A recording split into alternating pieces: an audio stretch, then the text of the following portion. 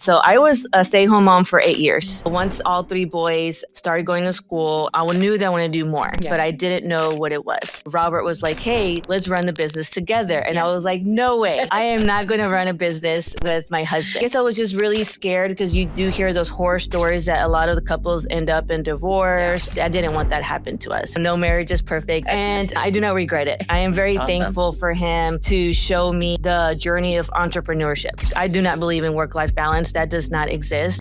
Hey everybody, welcome to this week's episode of Controlling Your Chaos, where we help moms, entrepreneurs, and all people work on their strategies for finding alignment in their life. This week, I am super excited to have my friend Lily on. Thank you want for to having give me. everybody a brief introduction? Yes. Hello, everyone. Thank you for having me. My name is Lily Garcia. I am the marketing and community director for I Have a CPA Guy. It is a small family business that my husband and we own together. It's a CPA firm. We proudly serve small businesses and nonprofits here in San Antonio. I am also a mom to 3 boys, so I am a boy mom. I love it. I love it too. Robert always wanted a girl, but I like that we. Are y'all done? Oh yeah, we're done. You're like, oh no, yeah. no more. I don't think I can start over again. But I have a friend that's a boy mom, and she's like, I actually wouldn't even know what to do with a girl at this point. Like, same. Yeah. And that's at the boys, because you hear a lot that the girls, they'll go into your closets and stuff, and the boys they actually do the same. Oh really? Yes. And so because I order, when I order them clothes from Abercrombie, I'll actually buy myself like some boys sweaters and shirts, and they'll go in and they'll go steal my sweaters and my hoodies. Funny. Yeah, no, I thought that was specific to girls. Like literally I tell Vivian, you need to leave your driver's license, because she'll walk off with my Adidas sneakers and I'm like, sister, where are my shoes? The other day I went to go find them, like she had a whole pile in her room of my shoes. So it's funny. I thought that was limited to a girl mom problem, but it sounds like it's across the board. So tell me, I know y'all are so involved in the community. It's one of the things I really adore about you guys. Obviously, you're very involved in the Hispanic Chamber and just newly elected trustee for the Alamo Community College. Tell me how your firm has decided to really invest back in San Antonio. Yeah, so in anything that we do, we give back in some way or another, right? And through our firm, we intentionally created a scholarship, right, for deserving students here in San Antonio. That's awesome. And so that's something that we're very proud of that we've done. And so for the past about 8 years, we've given one scholarship away. And this past year, we actually intentionally removed the GPA requirement because we saw the need. We want the students not to feel the barriers that they were facing and the challenges. And so we intentionally removed the GPA requirement. And so that's been great. And and then the advocacy work that we do, to both Robert and I, education is very important to us, especially, we have our 3 boys. And so we always find a way to give back. No, I love that. And y'all have been so instrumental in helping the community in different ways through the Alamo College community and then obviously the chamber. I want to kind of roll it back a little bit. Tell me how you decided to run a family business. Like, did you wake up one day and say, this is what I want to do? No, there's a story behind it. No, that's not how it happened. So I was a stay-at-home mom for 8 years. And so once all 3 boys started going to school, I knew that I wanted to do more, but I didn't know what it was. And so at that time, Robert had created a firm parallel to his corporate job. So he still had his full-time job, his corporate job, and then he started the firm on the side. And he had just a few clients, then and there. And then the clients, they wanted more. And of course, the dream is always to go on your own, right? The entrepreneurship. And so at that time, when I was trying to figure out what I wanted to do, Robert was like, hey, let's run the business together. And I was like, no way. I am not going to run a business with my husband.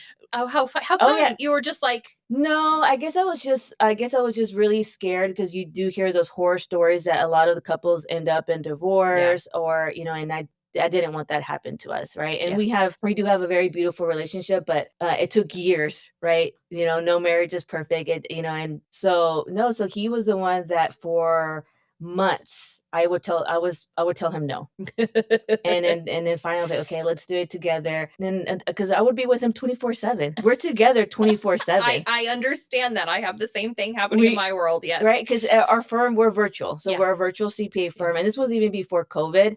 And so once COVID hit, y'all didn't have to pivot. Correct. Yeah. Y'all were we were already, it was more now educating the clients, right? Making them feel comfortable doing everything online. And then as today, we all know Everything's aligned. Yeah. everything's aligned, Yeah. right? And so I finally said yes, and I did After not. you negotiate a good salary, I'm Yeah. sure, right? And I do not regret it. I am That's very awesome. thankful for him to show me the journey of entrepreneurship, right? Because he's always been the entrepreneur one in the family. Yeah. And because so now that we work together, we have grown our business together. And it's also a luxury because it allows us to be there for the boys, right? We take them to school in the morning, we drop them off, and then we pick them up. So Yeah. we're always there for the boys, right? We create our own schedules. So it allows us to be able to volunteer, right? Be very involved with the boys at their school and make sure we don't miss anything. And we don't, right? Because we volunteer as much as we can at their school. We go to their end of the year parties. Yeah. And then, of course, it also allows us to do the advocacy work that we do in the community as well, too. Yeah. So, I mean, how do you find, like, on any given day, if you're together 24 hours, how do you find time with 3 boys and a spouse plus a business partner Yeah. to take care of you as the mom and kind of the leader of the ship? Yeah. And so for a long time, that was hard because as a mom, we feel guilty. We feel guilty if I go do this on my own, I'm not with the boys, and I'm not taking care of them. Yeah. So I have learned, and now I am very good at it. So now you're now an expert. Oh, I am. So now I make sure that I do take my time because I have learned that it is very important. You have to take care of yourself, right? And the Robert sees it, the boy sees it. When a mom is happy, when I do things that make me happy, I am better. I'm a better mom. I'm a better business partner, and I'm more productive. Yeah. And so the Robert and the boys, what I tell them is I need my me time. And so my me time is going to my room. No one bothers me. Oh, I love it. So you actually get to stay at home and do me time. Yeah, You're not leaving the house. I love so it. Robert will, play Fortnite, and then the boys will play, their Fortnite as well too. And like last night I had me time. And so they know that code is, okay, mom needs her alone time. Let's leave her alone. And they know that. How do you recharge during that time? Are you just taking a minute, getting on social media or reading or? No, so I am obsessed with like murder documentaries. Oh, I've never gotten into those, and I don't know. I think it's too like close to, I don't know, close to home's not the right word, but no, I am very obsessed. So I have probably watched almost all of them on Netflix. Oh, so how I'll funny. find, so I, or I'll start and actually I started a new one last night, or I'll watch a telenovela. So that way, just to brush on my Spanish. Oh, I love it. And so yeah, just to keep my Spanish. And so I'll either do a murder documentary or I'll just rewatch a Mexican telenovela. That's awesome.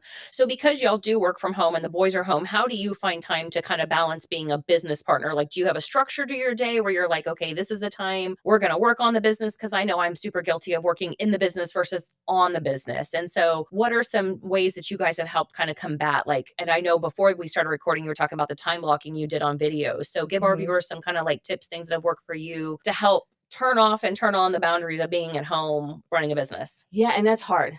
That being at home and then with everything that we have going on, it is hard because I'll work on. So what I started doing is, I'll work on the business for a few hours, and then I can switch to, either if I have to do something with the boys, their school, or if I have a board meeting, right? Because a lot of times I'll have meetings during the day, right? Usually it's a board meeting or events, right? Luncheons that we have to attend to. And so I have to make sure that I look at my calendar every Sunday, and I'm already kind of planning ahead on how my days are going to look like, structure it on how many hours I need to assign each bucket. The way I see it are my buckets. Okay, so talk to me about, so do you have like family bucket, financial bucket, or like how do you break out so all your I see buckets? like the business is a bucket, and then the family, right, the boys, and then of course my stuff, my, and I make sure I'm prepared for my board meetings.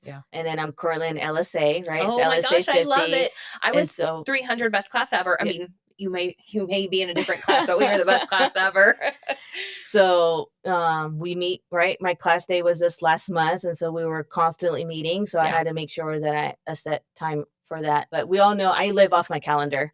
And so I tell people if it's not on my calendar, it's not going to happen. Like it will not happen. So I put everything on our calendar. I sync all of our calendars together. So I have Robert's calendar, my calendar, and the boys have their calendar as well. Oh, wow. I love it. Yeah. I tell people if it's not in the same place for everybody to see, it's very hard to set the expectations or know what's going on it. So when do you guys decide like, hey, this is the priority today when you've got multiple things pulling at you and your day's going sideways? What what are some ways that y'all take a time out or you take a time out and figure out how to restructure? Yeah, that's a good question. And I've just learned that this year. So I take what matters the most to me. And if it's usually the way I do it, and I plan it in my head, is what top 3 things that matters the most to me do I want to get done today? Mhm. And I make sure that I get that done and it feels good. And so, because usually when there's chaos, right, Mhm. there's so much going on Yeah. and it's really hard to, at first, I would assign, okay, I'll do the business one day and then I'll do, the boys one day or, handle my advocacy work in one day.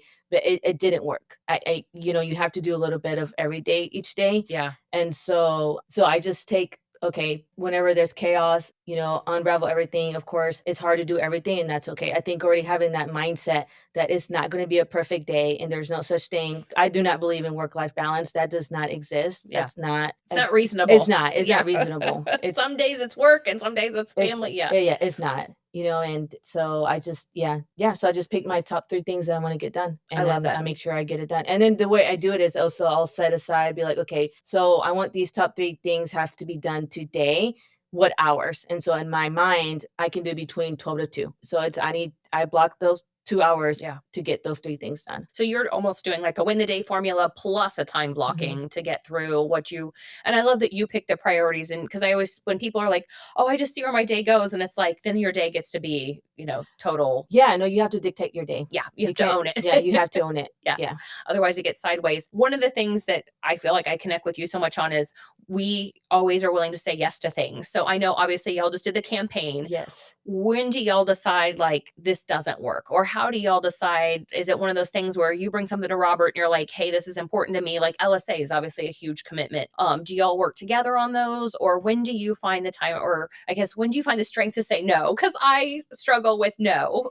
We do. We struggle with no. And this year we've done a much better job of saying no. How did you did you have a revelation? So Or Robert and I, we sat down. So first we did the business. And this is, for example, for sponsorships, right? We love to give and we give in all different kinds of areas, but it's also impossible to give everywhere all the time. right. And so as the community director, I was like, well, let's just focus on these 3 areas. Does it fall in these 3 buckets? Education? Does it involve with kids? Financial literacy? If it doesn't fall in those categories, then it's a no. I love it. And then I did it with my personal life. Yeah. And then Robert and I did the thing because this past year, I was co-chair of LLI, right? And that was a huge commitment. So I actually stepped off of certain boards and organizations because I knew that it was going to be a lot. And to me, it's very important that I give my 100%. So if I know that I'm not going to be able to give my 100%, I automatically say no. Because I've learned,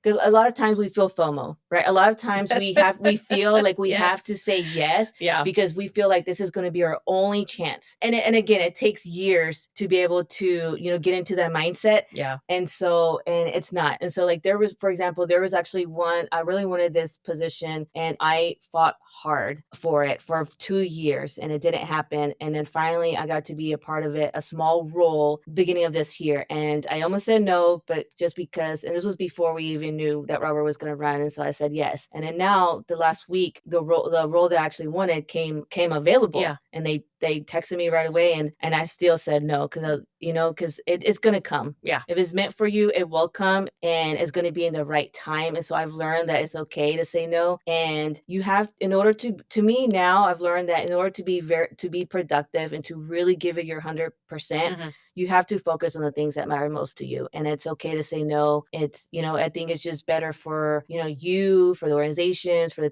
the community. Yeah. No, I had applied for a position a couple of years ago and I remember being devastated when I didn't get it. And now looking back, I'm like, that was such a blessing because the direction and everything, I just wouldn't have had the time and I wouldn't have been able to focus in the way I wanted to. So to your point, it always works out the way it should work out. Does. But it definitely, that FOMO, you're right. It's the FOMO of missing out. And or like for me, it's like, oh, I really want to help and I really want to be involved. But then I realize there's only so many hours in the day and I've got to sleep and where my priority and my time and all of that lies. So tell me, obviously y'all have grown quite the business. Yeah.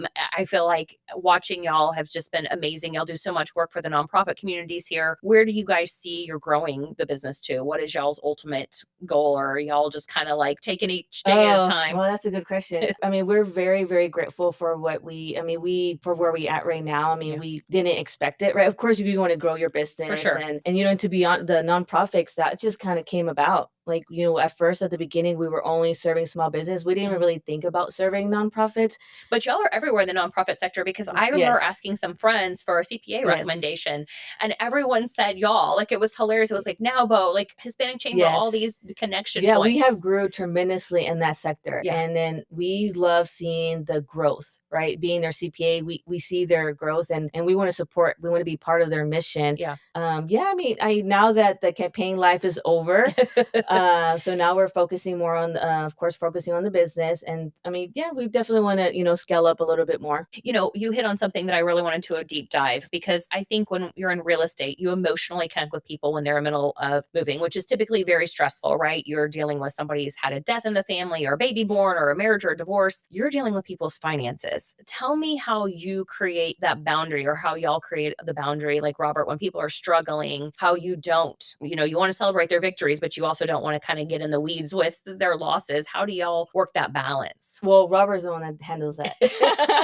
You're like, that's Robert's problem. That is Robert. Robert is, Robert's the client facing. I do everything else. So I tell people Robert's the one that manages of the finance part for the clients. And it's actually really tough to have those conversations with people, especially around tax season. And that's his least favorite. But a lot of our clients, we're about building relationships. And so when you have that relationship with your client, it is a little bit easier, but it's never easy to have those kind of conversations with the clients, because of course we want to make sure that's what we're here for. We want to see you thrive. We want to, and help you. So no, I can appreciate the difficulty of that. And it's never a fun call to get when you're like, you owe a bunch of money, but no, and anytime, I'll sneak, behind the door to hear. So I always pat Robert on the back anytime he has to have those hard conversations, because I couldn't do it. And Robert, he does it so well, but he gets so nervous, and it's even hard for him as a CPA to have those conversations. It's people's finances, and I think people automatically go into defense mode. And I try and tell myself it's not typically about me; it's about the situation. Correct. And when we're telling sellers, you have to bring $20,000 to sell your home, right? That's super emotional. It's an unfortunate, typical set of circumstances, just like I'm sure on y'all's end of like, how did they get here? And you just have to lock in and say, we're here. How are we going to push forward on it? So tell me, on the family front, how do you navigate with 3 kiddos in a business, finding time for the kids and that? And obviously y'all are such great moral models for your boys. I just love how much you pour into them. Where do you see like the things that you've done that have really invested in them worked out? And obviously they're still growing, so they still have an investment to happen. Well, no, we take them wherever we can with us. So Robert and I, and they do listen, and they do pick up on it. And that makes us so proud of them to see their growth, become leaders themselves, right? And because it's very important for them to give back to the community, for them to see how that looks like, and to also be civically engaged, right? Because they only learn a small part of it, right? In history, right? In the social studies, right? And then, so y'all are doing the hands-on version of the textbook teaching that the schools because I mean, they learn about the how government works, right? And they learn about the mayor, right? How local. And so, and when the boys first met former Mayor Ron, I mean, they were excited. They learned about him in the book and his role, and then for them to go out and meet him, it's a big deal. And for them to also see. So Robert has taken our oldest before in front of city council to go speak. Wow. And so that's so cool. We take our boys everywhere with us. Everyone, it's funny because anytime we walk into events, if they see the boys first, they know that mom and dad are here. Or they already know those are the Garcia brothers. Oh, I love it. That's awesome. So we take them everywhere. I have taken them to board meetings with me, to, of course, events, of course, to meet our elected officials. Do they want to go in the entrepreneurial lane, or do they know what they want to do yet? More or less, yes. Our middle one, Arlo, he is the one, I call him my future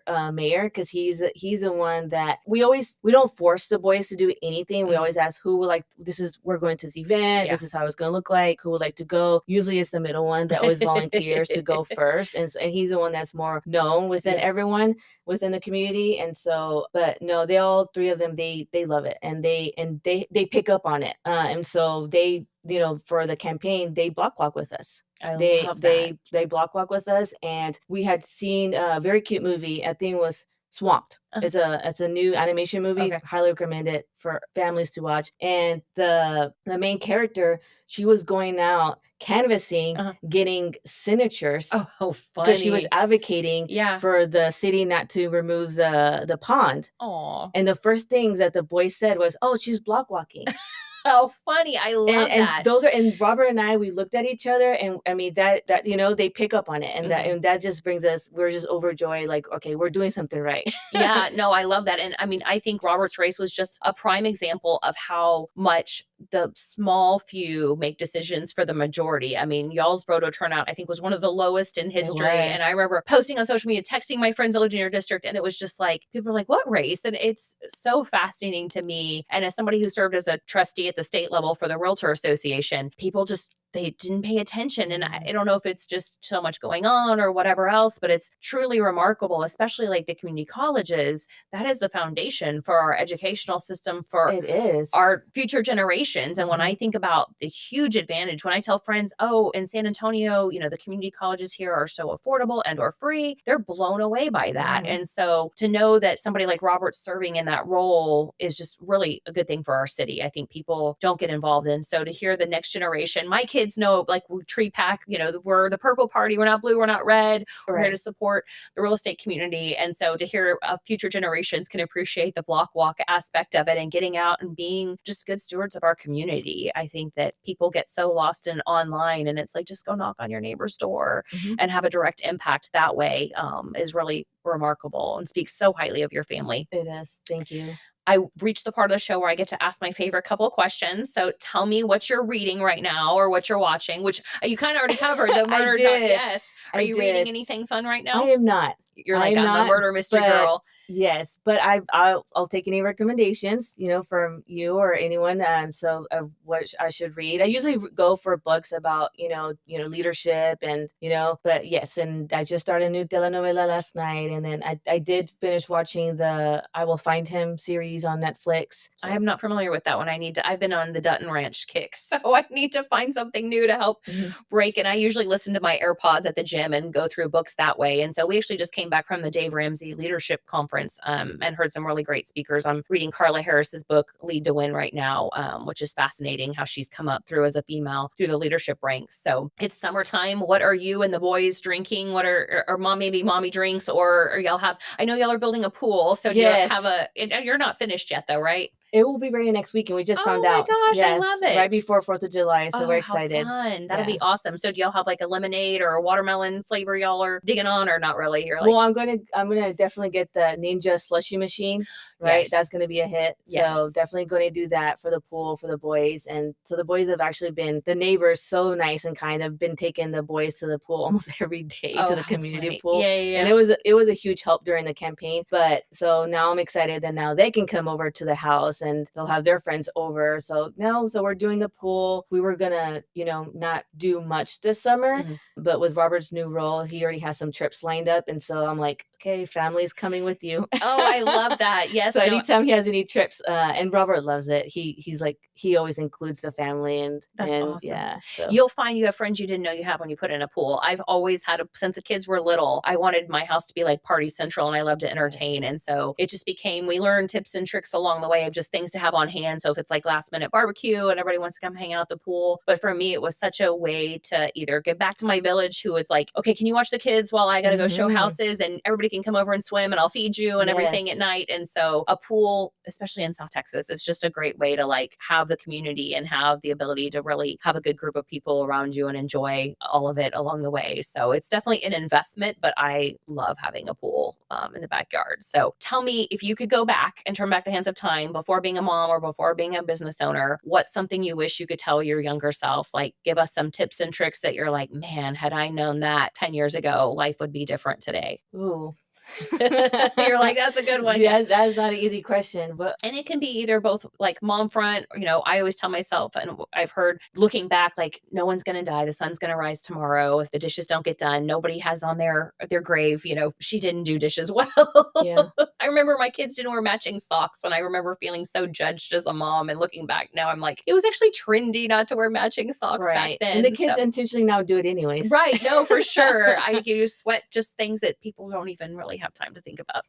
I think believing in yourself and believing in, what and what you carry out to do. I think that's very important because I think when you believe it and when you like manifest it and, it will come true. I think for me, this past few years, especially this past few months, it was very hard to believe. And for Robert and I actually put in our bathroom mirror, I believe sign. So every morning we would, wake up to it and with some other, points on there, other words of encouragement. And so, we would read it every morning and then we would, and before we went to bed. And so I think just believing in yourself. Yes, again, perfection does not exist. Yeah. Because I was that way, before, and now is where I felt like everything had to be done, the dishes, the laundry. And then now with the 3 boys, it just learned that it's okay. But now that they're older, they're able to do things on their own. And that's been a huge help. Wait till you have a driver. That's a game changer. Vivian wait. driving has been, I'm like, oh, wait, I have an extra 15 minutes a day. Yeah. So I would say those 2 things, believing in yourself and then perfection doesn't exist. And that's okay. Yeah. Give yourself grace. No one's going to know. I love the mirror. I've heard that over and over again. And when times were really tough, I remember taking a dry erase marker and it was just like, and there's studies about writing it and the mental, like seeing it daily and the power of your mind. I mean, people, there's some statistics out about how just the negativity, people worry about their worst fears and 99% of the time it doesn't even come true. And so it is just really profound to think about how powerful the mind is. And I applaud y'all for doing the campaign. I was nervous for you. And it's just like, you want so bad for somebody to do well, and you're depending upon all these other people to make the time and effort to go vote, to do all this other stuff. And so I'm so glad that it worked out. And I love that Robert found Gracie the giraffe the other day on social media. That was such a thing. So cute. I'm sure that might have been your post that you worked out for him, but I totally love it. So thank you. I super appreciate you taking the time to be on today. If you guys want to connect with Lily on her socials, we'll post those down below, and also their CPA firm, which I am a devout member of and love having you guys in my corner. So I appreciate you guys tuning in. Don't forget to like and subscribe, and we'll see you next week. Bye, everybody.